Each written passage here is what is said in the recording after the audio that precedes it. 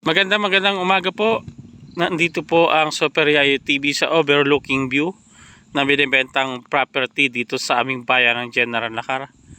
Kaot lang po natin. Ito po yung pinaka frontage ng 8 hektarya.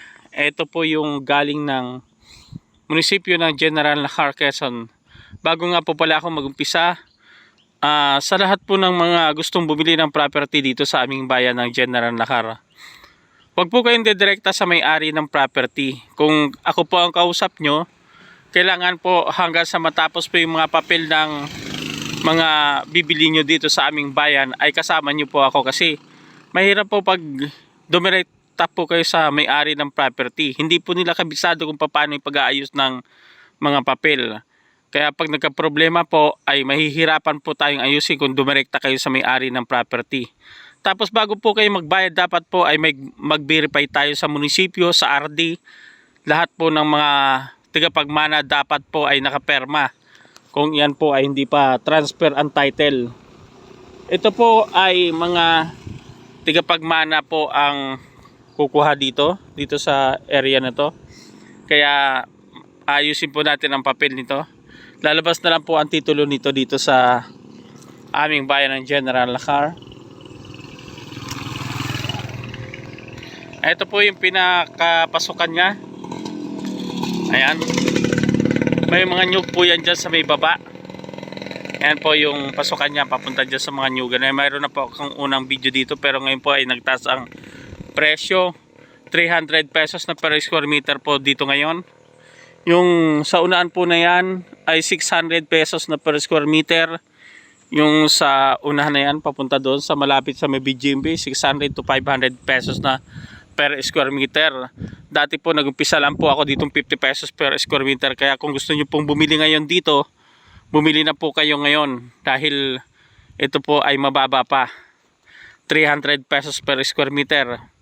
Doon po sa tabi ng BGMP kulungan, 600 na po, 500 per square meter.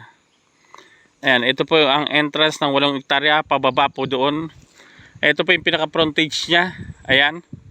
Meron pong kuryente dito, pwede na po kayo magpakabit kapag nabili nyo po ito. Ang titulo po nito ay lalabas na, approve na po ito sa DNR. Inintay na lang po lumabas ang titulo. Ayan, sa lahat ng mga gustong bumili ng property dito sa aming bayan General Lakar, ito po overlooking view. Akitin natin doon sa taas para makita natin. Tingnan natin kung may daanan dyan. Mahirap umakyat. Ayan, yung mga dumadaan po na yan, yan po yung mga sakayan dito, habal-habal papuntang barangay Magsikap, Sablang, Tamala. Yan po yung mga sakayan ngayon dito. Ayan, mayroon na po itong mapa.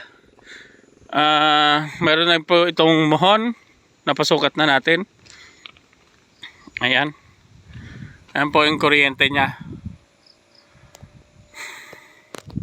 Sa lahat po ng bumibili ng property, kailangan po ng verification bago natin bayaran.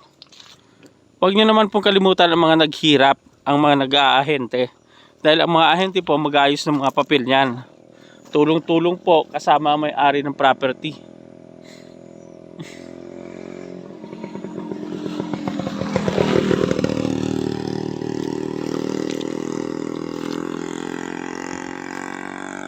Ayan, hanggang dyan po sa ano na yan, ang hangganan dyan sa may puno na yan. Pababa doon, medyo magubat pa po ito.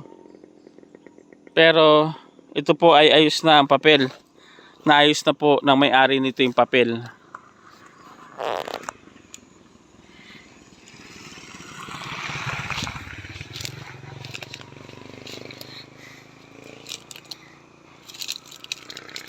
Ikot po tayo dito para makita natin. Ayan.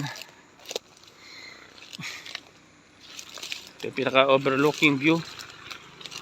Kung dito nyo itatayo ang inyong, ayan, sinunog po ito para malinis. Ito po overlooking view. Kitang kita po dito ang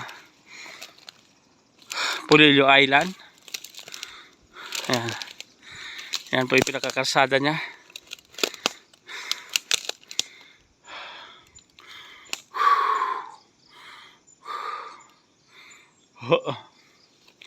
Ito po, napakaganda po itong gawing campsite. Ito, patag po to dito banda. Kung makikita nyo lang po dito, overlooking view. Tanaw na po dito ang bayan ng General Lacar, Infanta Quezon, Real Quezon. Dito sa area na to. Ayan po yung galing ng Dingalan, Aurora, Palayan, Nueva Ecija, Cabanatuan City, yung kalsada na yan. Ayan, patag po itong area na itong kinatatayuan natin.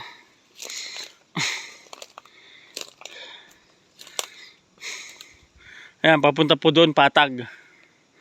Pwede po dito maglagay ng campsite dito sa area na to. Balik tayo doon dahil matagilid. Walang daan dito, tayo ulit. Balik tayo dito. Ang frontage nito siguro po mga 350 meters. Makita po natin yan doon sa plano.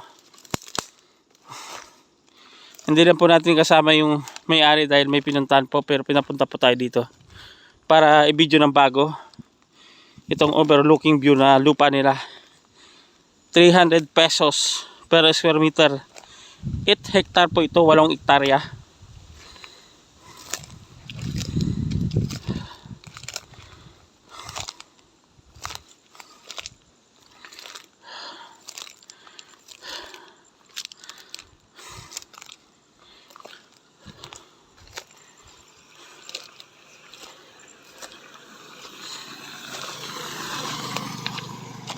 Yan po yung mga sakayan dito, habal-habal. May bumibiyay po dito yung jeep 2 beses isang araw, isang papunta sa bayan, isang papunta sa Kanaway. Yung Kanaway po, yan po yung pinakadulo sa ngayon na inaabot ng jeep. Kanaway, General Lacar, Quezon. Ayan, maraming salamat po. Muli, ako po si Super Yayo TV na nagbabahagi sa inyo sa mga property dito sa aming bayan ng General Lacar. Ito na po yung jeep.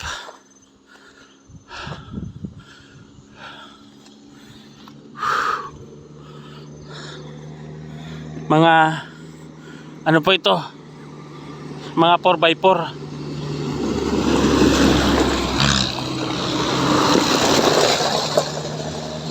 Yan po mga 4x4 na pwede nyo dalhin dito sa bundok para kayang-kaya nyo pong umahon dito sa mga rough road na daan.